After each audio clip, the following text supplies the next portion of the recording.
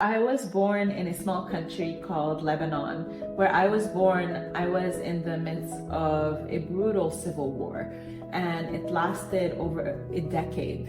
I remember just growing up in different bomb shelters and hospital, not knowing if I'm gonna survive the next day. And then finally, one night, what happened was really bad. Our building got bombed. When I started going to events, I realized that those events were a very close circle, and the VC and startup community was very exclusive. So it was very hard to learn about the different events happening. So then I decided to start a newsletter so that any founder who's not connected, whether a man, whether a woman, whether an immigrant who does not have access to those exclusive events, can join that community. Every week I started reporting on all of the events happening in the Bay Area. And that quickly grew to over 45,000 founders and VC here. For Women Founders Bay, we are a nonprofit. We have 600 startups that we are supporting, and all the women are supporting each other. We have a very active WhatsApp community. Anytime a woman needs anything, all the women come around and help her out. And that's the power of community. Marianne went from bomb shelters in war-torn Lebanon to building Silicon Valley's most influential founder communities. As a refugee turned tech leader and a single mother, she has grown Women's Founders Bay and Founders Bay to 45,000 members in just 18 months. Her authentic approach to community building recently secured $110 million in soft commitment for her new venture fund, which will invest equally in male and female founders in the AI and the frontier tech space. Today, Marianne shares her strategies for building authentic communities that transform Silicon Valley's gender dynamics. We will explore how she grew a massive following through personal storytelling, organizing impactful events like the 2,000-person Giga Parties, and is now leveraging community power to democratize venture capital. Her work is creating inspiring cultural momentum and make the tech world increasingly embracing equal gender representation as the new gold standard for meaningful collaboration. Let's hear Marianne's story. Marianne, welcome to Founder Cohort, and also congratulations for the Founders Bay venture. I heard you had 110 soft commitment already. Yes, thank you so much for having me. I'm very excited about that. In the last few weeks, we started a new venture fund and we already got 110,000 in soft commitments. So we're super excited about that. Wow, that's good. Yeah, and I know that this Founders Bay venture is based on the Founders Bay community, and you also founded the Women's Founders Bay community. Throughout your career, you have spent a lot of effort and dedication to help women founders, which is so important. It's not only just for women, but also for the whole society that have more diversity would be so important for the health of the ecosystem. Also, you mentioned about even early on, you have been dedicating helping women to find a better career. What inspired you to do so?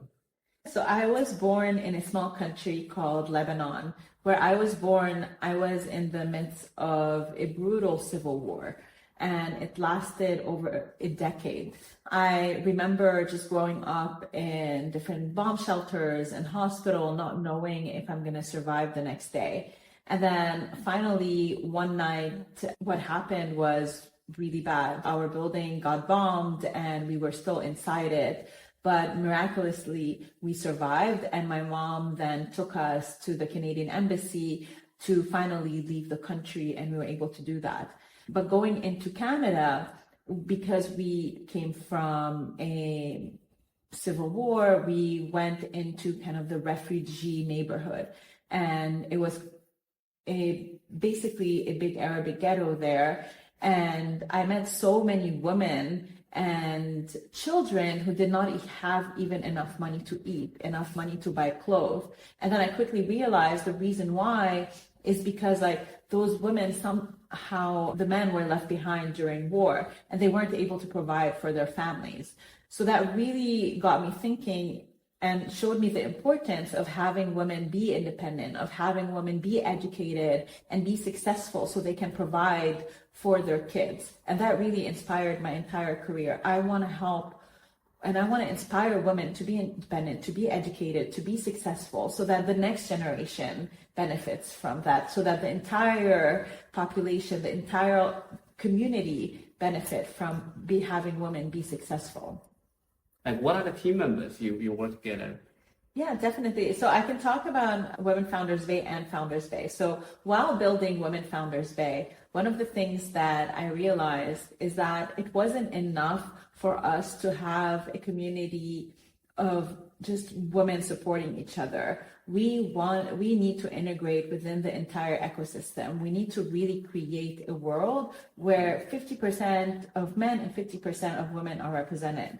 So what happened is that when I started going to events, I realized that those events were very close circle, and the VC and startup community was very exclusive. So it was very hard to learn about the different events happening. So then I decided to start a newsletter so that any founder who's not connected, whether a man, whether a woman, whether an immigrant who does not have access to those exclusive events, can join that community. So then every week I started reporting on all of the events happening in the Bay Area. And that quickly grew to over 45,000 founders and VC here. In terms of team members, for Women Founders Bay, we are a nonprofit. And really, it's not about me. It's not my nonprofit. We have 600 startups that we are supporting, and all the women are supporting each other. We have a very active WhatsApp community. Anytime a woman needs anything, all the women come around and help her out. And that's the power of communities. And in terms of Founders Bay, right now I am working with a few different folks. One of them is Christopher Floyd. He just joined as a general partner, and I'm super excited to have him on board. Awesome. As a fellow community members, I know it's very hard to grow communities. You mentioned that you did newsletters. How did you get your first 100 community members? So even before I did the newsletter, I started posting content on LinkedIn. And the content that I was posting about was about women in tech and about how as women founders, we are only receiving 2% of all VC funding, even though women start 50% of all the businesses in the US and 35% of all the tech companies. So because of that, women really resonated with my message, but not only women, men and women, right? I know so many incredible men like yourself, for example, who want to support women, right? Because they all have moms, they all have daughters, cousins, they want to support the broader ecosystem. And that started growing my LinkedIn following. So then when I had my newsletter, I posted it about on LinkedIn. And also I went to my friends and I forced them to subscribe to my newsletter. That's the truth. That's how I got my first 100. So you started with LinkedIn post. You had an amazing LinkedIn content. I follow you a lot. That is also, many of us also doing LinkedIn posts. What would be your advice on people who want to start to post more? I believe that having a social media presence can really change your entire life, because suddenly you have the attention of people, and attention is so valuable, especially if you have a message that you want to send to the world. If you want to start producing content, if you want to become an influencer, or if you want to gain followers, there are very specific strategies that you can follow. For example, you first need to figure out who is your target audience? Who are you gonna write to? For me, I was debating whether I should start writing content for women in tech, women engineers, or women founders. So I started doing 2 different types of content. And then once you do that, once you find who is your target customer, you then start figuring out what type of content that you want to write. And there's always 2 different types of content that you can write. One is educational, and one is for entertainment purpose. So what I recommend at first is write different type of content and then see what resonates the most. And then you can use data to see and look at the engagement. Are people engaged in this post? Are they not engaged? And that's something that you do throughout your entire career or throughout the entire time that you post content online. The third thing that really helped me, and that's what I highly recommend, is go and follow 10 influencers that are influencing your target audience. So I went to see who are women founders following? What type of content are they following? And then you can start following those influencers, interacting with their posts, and their audience is going to start noticing you as well. So all these strategies will really kick off your social media journey. Those are super practical advices. Wondering that you had 18,000 LinkedIn followers, and how did you start building your LinkedIn followers, and how did you grow it? So at first, I think a year and a half ago, I had maybe 2,000 LinkedIn followers. It was a long journey, and I have to say that social media is not something that you could do once in a while. You really have to dedicate probably 10 to 20 hours a week on it. So I started dedicating 10 to 20 hours on LinkedIn specifically. So I would write content. I started A/B testing the different content types. I started following people that are in my target audience. And then I also had a few posts that went viral. And anytime you have a post that goes viral, you suddenly gain 2,000 to 3,000 followers. And that really, really helped. Now my LinkedIn strategy is that I'm posting probably 2 to 3 times a week. That's how I started. And I posted content that nobody else has. And the content that I feel is the most valuable, that is the most your competitive advantage, is your own personal story. Because nobody can reproduce your own personal story. So then I started being more open about my journey. Like 3 years ago, I went through a divorce. My whole life changed. And it was probably one of the hardest moments of my life, trying to rebuild from scratch with two young kids. So then I started sharing about my struggle and my journey. And then so many men and women resonated with that, which also helped with engagement. So really just be authentic on social media, figure out what your personal story is and what you want, what message you want to share with the world. And that's what I did. Authenticity is a scarce thing in the internet right now.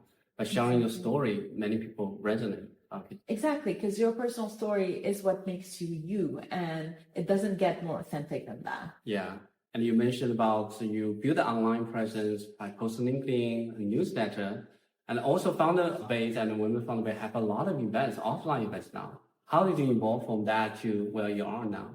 I'm super excited about that. So we started with in-person events. At first, we started with small dinners just for women founders. I remember my first dinner, I had it in a Lebanese restaurant, obviously. And then I thought nobody would show up, but we had 20 amazing women founders showed up. And then we quickly grew that. And then I started doing both events for both men and women, and that grew. When was that, the first thing you put? I think the first event that I did for Women Founder, it was maybe a year and a half ago. Wow, it grew. We grew really fast. This grew even beyond my wildest dream. And I'm so grateful for all of you, for the community that is supporting us.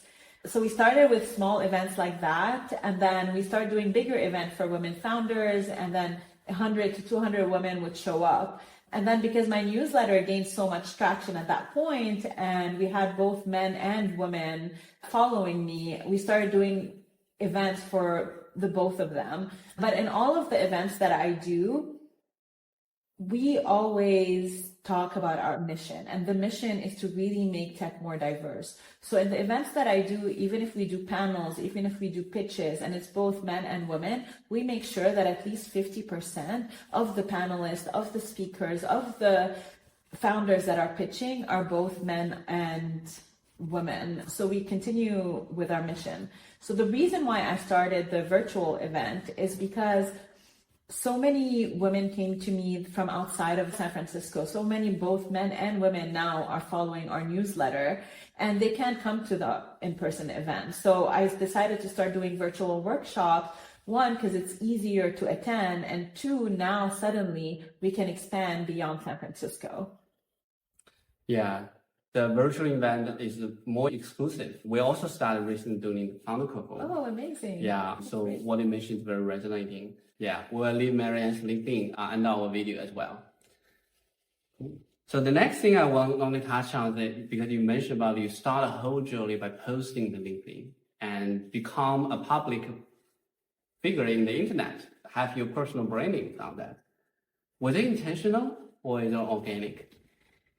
I really wanted to spread the message about women founders, about women in tech. And then I realized that right now if we really want to make a change in the world, we have at our fingertip the largest distribution channel on earth, and that's social media. So I decided to use social media to really empower women in tech and women founders around us. So it was intentional that I wanted to figure out, okay, we have the social media. How do we amplify the reach? How do we amplify the message to the entire world? So then I decided to start using social media and grow on social media. And it was intentional in terms of, I started watching a lot of YouTube videos out there on how do you grow your personal brand? How do you build a brand? And then I started experimenting with it. And I gave a lot of advice previously on how to do that. And that's how I started. Very simple. I started looking at what other people were doing. I started writing different types of content. I started experimenting, and then I quickly found a following that really resonates with our message. And that's how we started growing really fast. You mentioned earlier that also the content you post on the social media are very different than traditional. Like, for example, in the LinkedIn, people usually would just post like a promotion or some regular updates, but you post more personal stories on the LinkedIn. How did you figure that? How did you figure the formula for that? So that one happened very organically. You know what? I realized that at the end of the day, yes, LinkedIn is very professional, but we don't exist in container box. We don't exist, especially as women. We are moms, we are sisters, we are friends. Like, I can't exist without my kids, right? And even if I work, even if I have a career, even if I'm out with friends, right?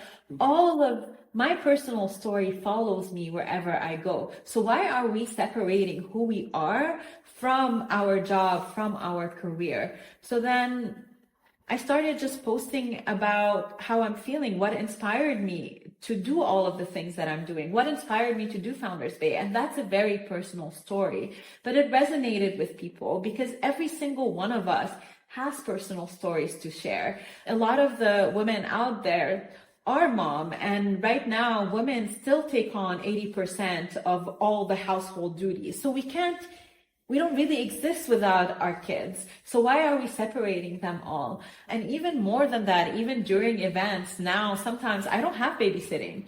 I'm a single mom of 2. So I bring my kids, and I love that they love to meet the community, and the community loves to meet them as well. So that's why, like, we don't live in a container box as human. We have so many pieces of us. So why not share it in the professional world? Exactly. Yeah. We're all a human. We're all human. Exactly. Yeah. Exactly. Yeah.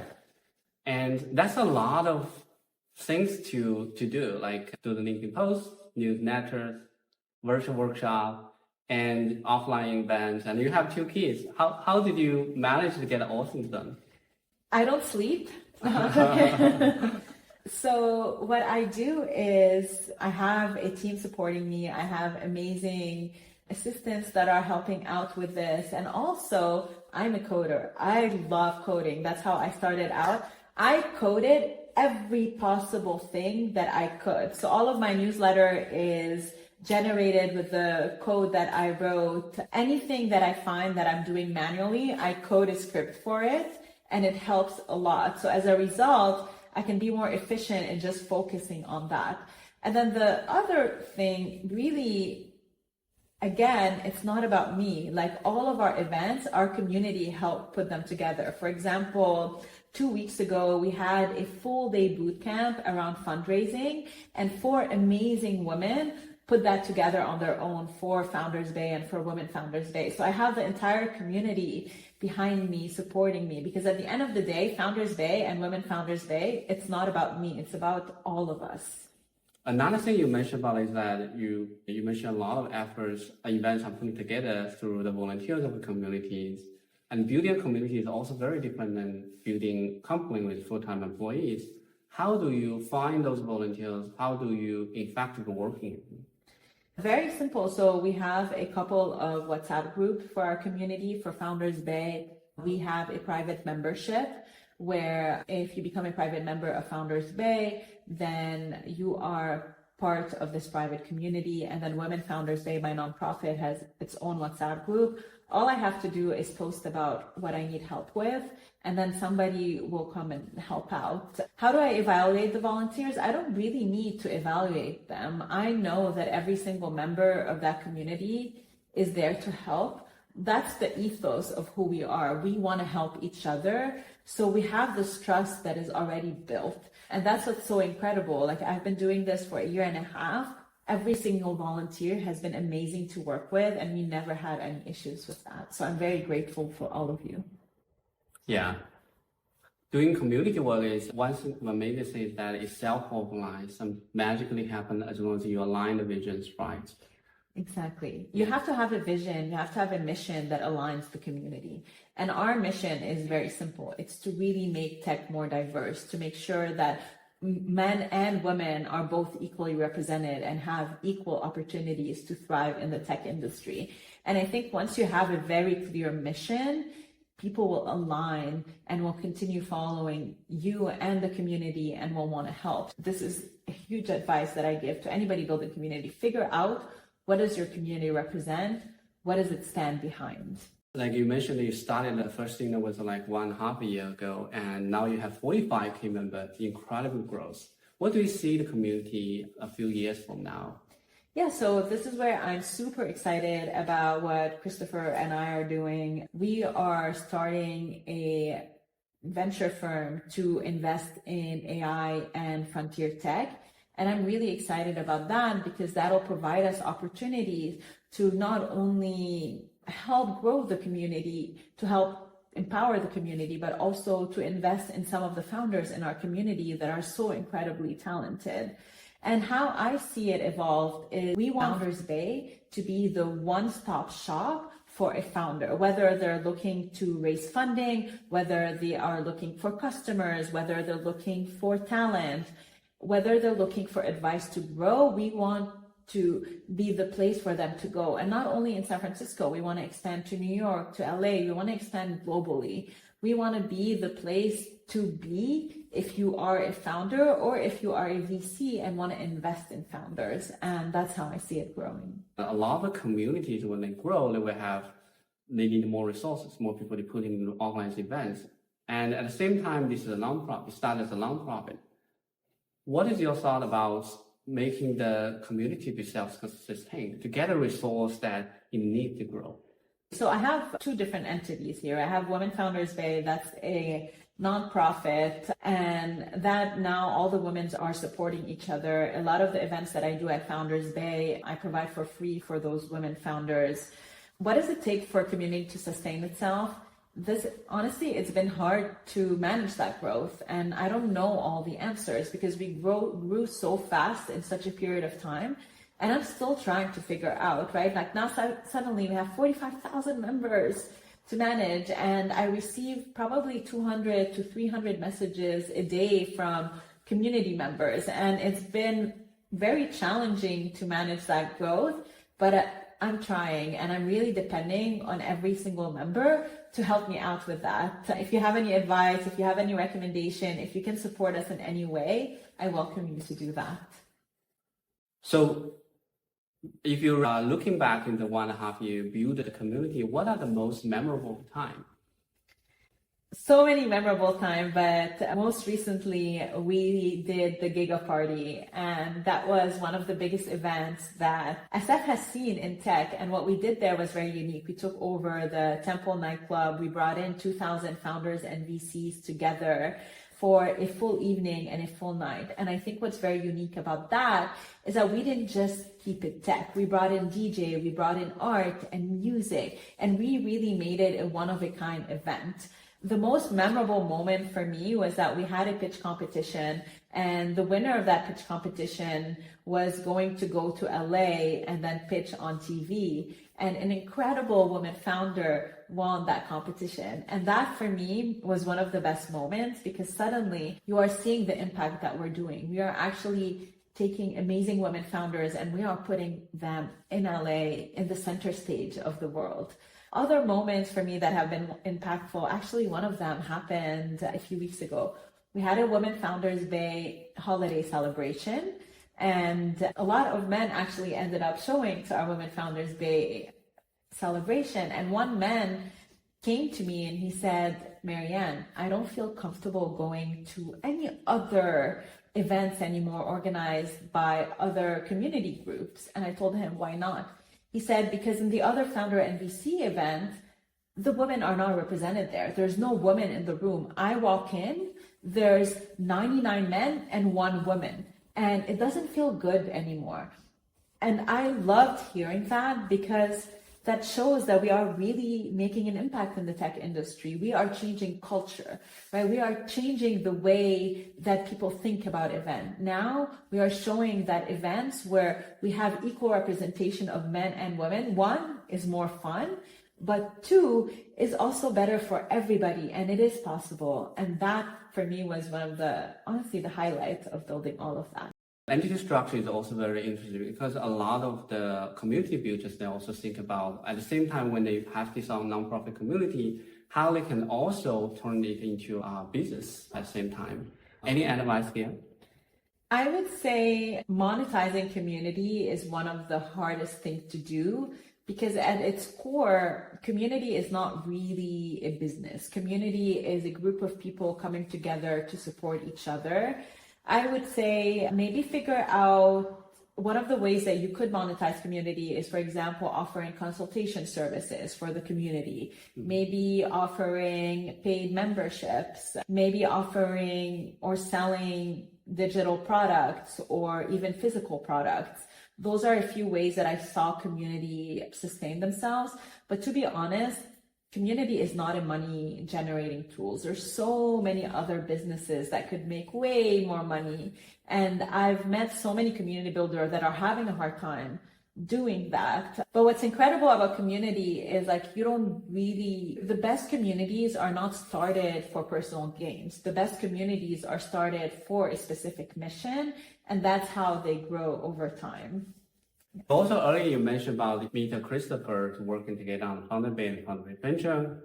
Tell us more how you meet. Yeah, so actually Christopher and I were following each other even before we met in person. So he subscribed to my newsletter, and then I was following him because he started organizing these amazing bonfires at Ocean Beach. So he was building community even before we met, and I was doing the same. And then I loved his dedication to community and his dedication to bringing people together. And then he understood that when you bring people together, it's extremely powerful and it's very impactful.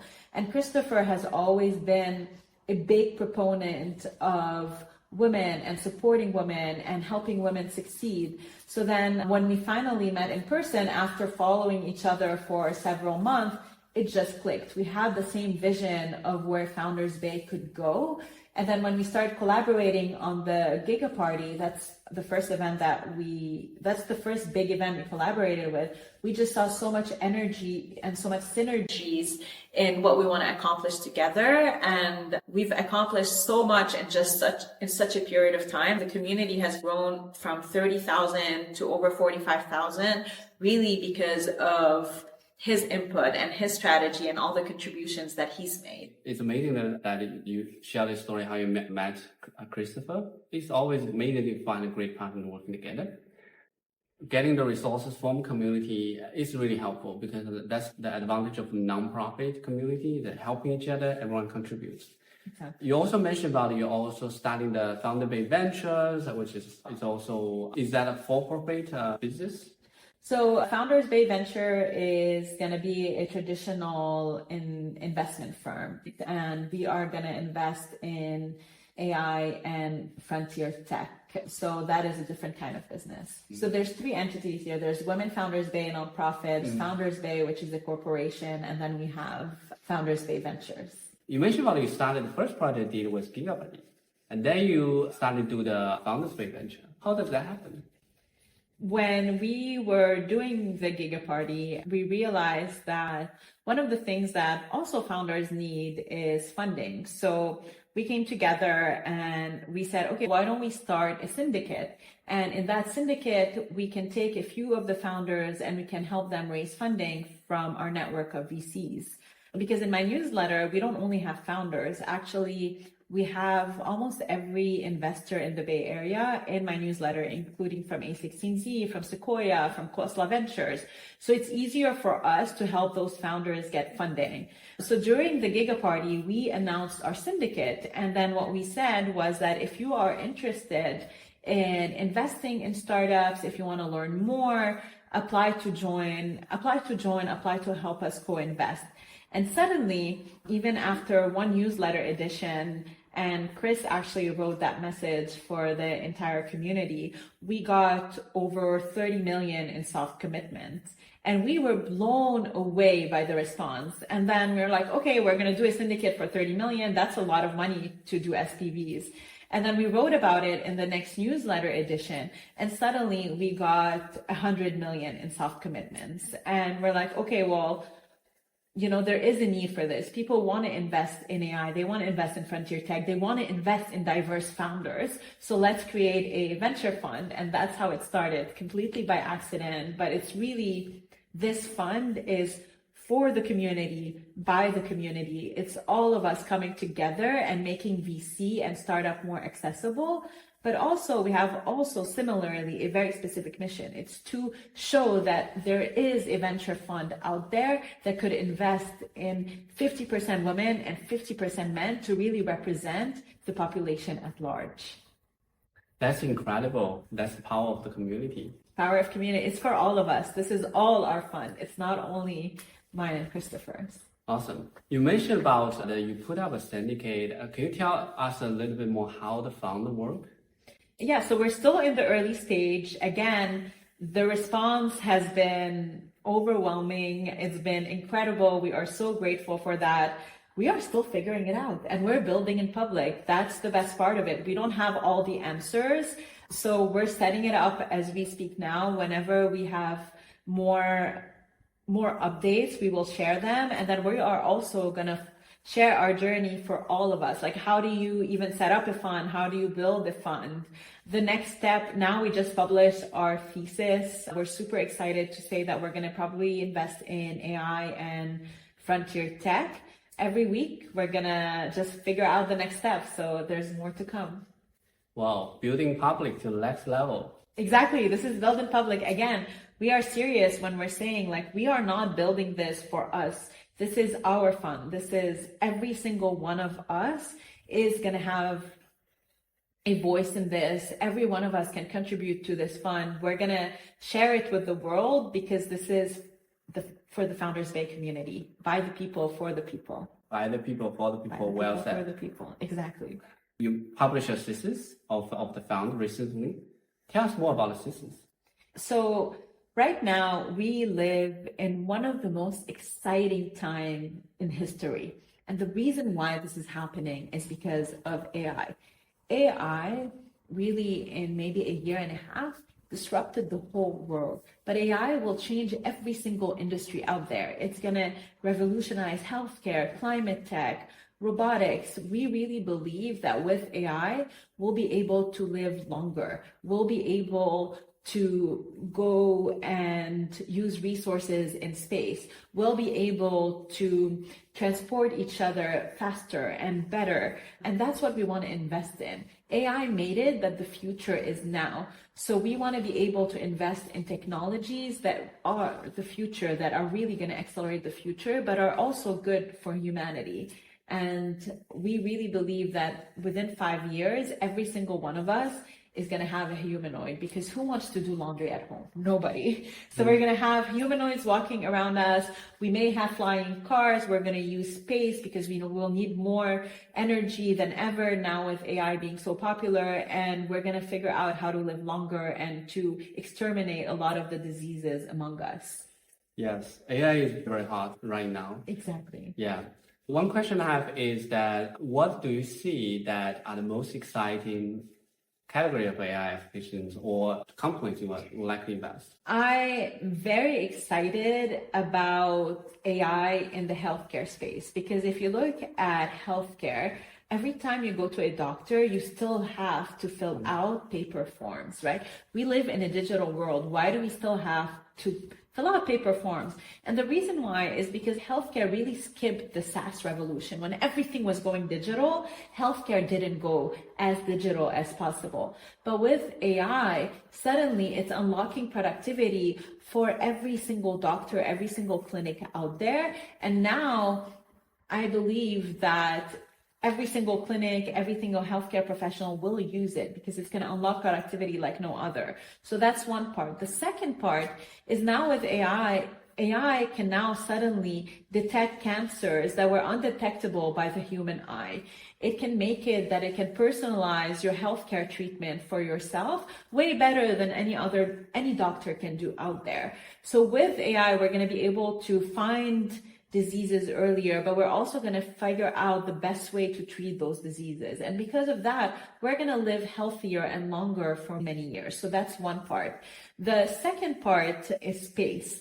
Right now, we're already seeing that because of AI, we will need more and more energy than ever before. And especially with a lot of the climate events happening here on Earth, we'll need to go to space to either mine the resources or figure out a way to get the resources from space to contribute to Earth. So we're super excited about all the space technologies that are happening.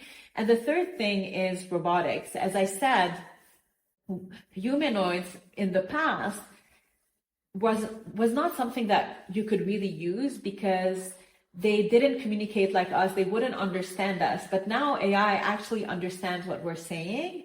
So we want to invest in robotics and humanoids as well. Yeah, those are really awesome frontiers for humans to explore.